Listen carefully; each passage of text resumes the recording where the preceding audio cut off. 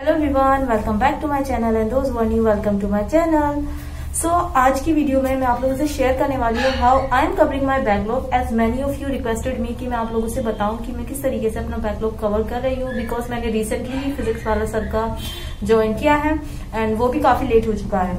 सो मैं आप लोगों से यही बता रही हूँ like how I am covering my backlog. देखिए आप क्या कर सकते हैं कि जो आपके स्टडी आवर्स हैं उसमें कुछ आवर्स एड अप कर दीजिए और उसी में ना ये अपना बैकलॉग कवर अप कीजिए। मींस जो आप क्लासेस चल रही हैं उनको तो कीजिए, बट जो वो अलग से आप 3 से 4 आवर फिक्स कर लीजिए उसमें अपना बैकलॉग कीजिए। बट मैं सच में बताऊं, मैं इसको बिल्कुल फॉलो नहीं कर रही हूँ। आप किसी से भी अगर पूछते हैं या देखते हैं तो वो आपको यही सजेस्ट करते हैं कि जो आपके स्टडी आवर्स है उसमें आवर्स इंक्रीज कर दीजिए और उसमें अपना बैकलॉग कवर कर दीजिए। बट मैं वो बिल्कुल नहीं कर रही हूँ। और रीजन ये है कि ये जो एग्जाम है हमें सबको डे देना है और ऐसा कुछ नहीं होता बैकलॉग नाम की चीज। ऑलरेडी हम 11th and 12th pass out student हैं।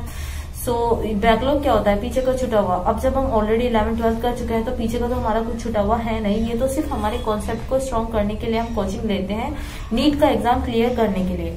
तो वहां पर आपको ये जल्दबाजी नहीं करनी है। देखिए क्या होता है कि जब हम 2 चैप्टर्स को पैरेलल लेके चलते हैं तो हम पूरी तरीके से फोकस नहीं कर पाते हैं। एक चैप्टर की अगर हम थ्योरी स्ट्रॉन्ग कर लेते हैं तो दूसरे के कहीं ना कहीं क्वेश्चंस इतने स्ट्रॉन्ग नहीं हो पाते। ये फैक्ट है, आप भी ये सब जानते हैं कि 2 चैप्टर्स को एक साथ लेके चलते हैं तो हम फोकस नहीं कर पाते हैं। तो मैं क्या कर रही हूँ, मैं आप लोगों से वही शेयर कर रही हूँ। मैंने क्या किया, जिस दिन सर का बैच ज्वाइन किया उसी डे से मैंने जो फर्स्ट चैप्टर स्टार्ट हुआ था सर का वो शुरू किया अपना। ये नहीं जो रिसेंटली चल रहा है मैंने उसको नहीं देखा। जो उनका डे फर्स्ट में स्टार्ट हुआ था मैंने वहीं से स्टार्ट किया अपना क्लासेस। और उसमें भी मैंने क्या किया, 2 की स्पीड में मैं अपने लेक्चर्स को वॉच कर रही हूँ और मैंने अपने लेक्चर्स भी डे के इस अकॉर्डिंग इंक्रीज किए हैं। मीन्स मैं 3 से 4 लेक्चर्स अपने वॉच कर रही हूँ फिजिक्स एंड केमिस्ट्री के। बायोलॉजी को भी मैंने थोड़ा इतना नहीं किया क्योंकि मैं बायोलॉजी ऑलरेडी खुद से की हुई हूँ and I score 350 marks out of 360। सो मुझे लगता है कि उसको भी मैं थोड़ा, जब मेरा ये कवर अप हो जाएगा, मैं टीचर्स के अकॉर्डिंग आ जाऊंगी तो तब मैं उसको लेकर चलूंगी। ऐसा नहीं कि मैं बायोलॉजी नहीं पढ़ रही, बिल्कुल भी मैं पढ़ रही हूँ, बट इतना मैं उसको फोकस नहीं कर रही। तो मैंने 3 से 4 लेक्चर्स अपने रूटीन में इंक्लूड किए हैं विद स्पीड ऑफ 2x। 2 की स्पीड पर वॉच कर रही हूँ without a break. Means Sunday भी ऑफ नहीं। सो इससे क्या होगा, मैं कम टाइम में ना टीचर्स के साथ आ जाऊंगी जो वो रिसेंटली पढ़ा रहे हैं। उससे मेरे माइंड में ना ये भी नहीं रहेगा कि दोनों चैप्टर्स को कैसे मैनेज करूं या इसकी डीपी सोल्व करूं या इसके लेक्चर देखूं, और ज्यादा ना बर्डन भी नहीं आएगा माइंड पे। तो मैंने यही चीज सोच के डे फर्स्ट से ही ज्वाइन किया।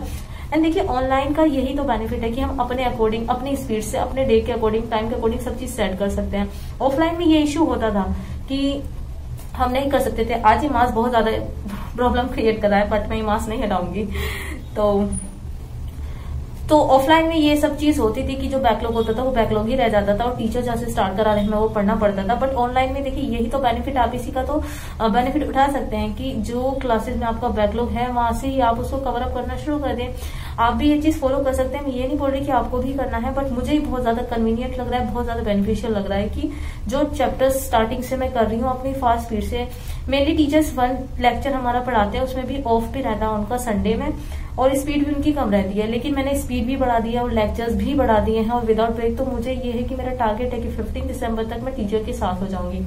अब यहाँ पर एक आपके माइंड में आएगा इशू कि अगर आप अपने अकॉर्डिंग कर रही हो तो जो टेस्ट होंगे उनको कैसे फॉलो करोगे। तो रिसेंटली अभी नीट का भी मैंने एग्जाम दिया था और उसमें अच्छा स्कोर था, बट वही जो भी सिचुएशन होती है उसके अकॉर्डिंग नहीं हुआ तो वो अलग बात है। बट ऐसा नहीं है, मैं अपनी बात नहीं कर रही, आपकी भी बात कर रही हूँ कि नीट का एग्जाम तो आपने भी दिया था, ठीक है। तो प्रिपरेशन तो आपने भी अपनी तरफ से 100% की ही होगी। ऐसा तो नहीं है कि आप विदाउट प्रिपरेशन एग्जाम देने गए थे, और गए भी थे एक बार तो आपने सिलेबस पढ़ा ही हुआ होगा ना। तो जो टेस्ट होगा, जब तक 15 दिसंबर है मैं तब तक टेस्ट को दूंगी। ऐसा नहीं है मैं टेस्ट स्किप नहीं करने वाली हूँ, टेस्ट दूंगी, बट उसकी परफॉर्मेंस को इतना जज नहीं करूंगी। उसको मैं इसलिए दूंगी क्योंकि ऑलरेडी मैंने वो चीज पढ़ी हुई है, तो उससे भागना नहीं है मुझे। वो टेस्ट तो देना है, बट अपना सिलेबस जब तक कंप्लीट नहीं होता, मीन्स जब तक रिसेंट जो चल रहा है मैं टीचर्स के साथ नहीं पहुंचती, जब तक अपने स्कोर को वो टारगेट बनाकर नहीं चलूंगी, जितना आएगा उतना ही उसमें मैं खुश हो जाऊंगी।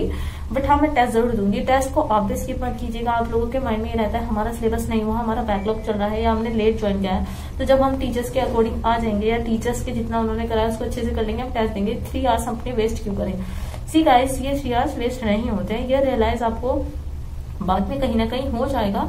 मुझे पता है वो 3 इयर्स वेस्ट नहीं होते। अगर आपको कुछ भी नहीं आता, आप वहाँ बैठेंगे तो माइंड पे इतना तो जोर लगाएंगे कि अगर हमने पढ़ा हुआ होता तो हम इसको सोल्व कर पाते। या कुछ क्वेश्चंस ऐसे भी होंगे जो आप कर देंगे, आपको नहीं भी आते होंगे, कर देंगे, वो आपके माइंड में हमेशा के लिए रह जाएंगे। मे बी उसमें से एक ही क्वेश्चन आपके एग्जाम में आ जाए तो 4 मार्क्स आपके फिक्स हो जाएंगे। सो वो 3 इयर्स कभी भी वेस्ट नहीं होते। टेस्ट से मत भागिएगा, टेस्ट दीजिए जितना भी स्कोर आता है। जब तक आपका वो सिलेबस कवर अप नहीं होता, जब तक इसको जज मत करना टेस्ट को, उसको ऐसे ही दे देना। बट जब आप तक पहुंच जाए जहां तक टीचर ने कराया, जब अपना टारगेट फिक्स करना है स्कोर का भी, तो मैं ये चीज फॉलो कर रही हूँ। एंड मैं कौन से टीचर्स को फॉलो कर रही हूँ तो आपको पता चल जाएगा मैं कौन से टीचर्स को फॉलो कर रही हूँ। मैंने यकीन टू ही ज्वाइन किया है, बट टीचर्स मैं थोड़े अपने सिलेक्टिव ही कर रही हूँ। सब टीचर्स अच्छे होते हैं, बट आपकी फ्रिक्वेंसी किसके साथ मैच कर रही है वो डिपेंड करता है। एंड वन मोर थिंग, जो स्टडी व्लॉग आएगा वो मंडे में आएगा। एक पॉइंट आप लोगों से और शेयर करना था कि गाइस, अपने आप को ना भी बेकार मत समझिए कि आप अपनी ही वैल्यू नहीं करेंगे तो लोग आपकी कैसे वैल्यू करेंगे। आप सोचिए जिस एग्जाम के लिए आप प्रिपरेशन कर रहे हैं वो बहुत बड़ा एग्जाम है in terms of competition, in terms of cut off. तो आप किसी छोटी चीज के लिए प्रिपरेशन नहीं कर रहे हैं, आप लोगों की जिंदगी बचाने के लिए जो डॉक्टर बनने वाले हैं उसकी प्रिपरेशन कर रहे हैं। ये जर्नी थोड़ी टफ होती है, बट बिलीव मी, जब आप अपना अचीव कर लेंगे ना तो तब आपको ना ये सब चीज बहुत छोटी लगेंगी और इतनी सेटिस्फाइंग लगेंगी ना। सो कभी भी अपने आप को इतना बेकार मत मानिए। आप सोचिए कि आप उन कुछ लोगों में से हैं जिनको गॉड ने सिलेक्ट किया है डॉक्टर बनने के लिए। सो अपने आप को वैल्यू दीजिए। कोई कुछ भी कह रहा है उसकी बात मत दीजिए, उसकी बात पर खुद पे बिलीव कीजिए एंड स्टडी हार्ड जब तक आप अपना एम अचीव ना कर लें। All the best everyone, keep studying till then, bye everyone.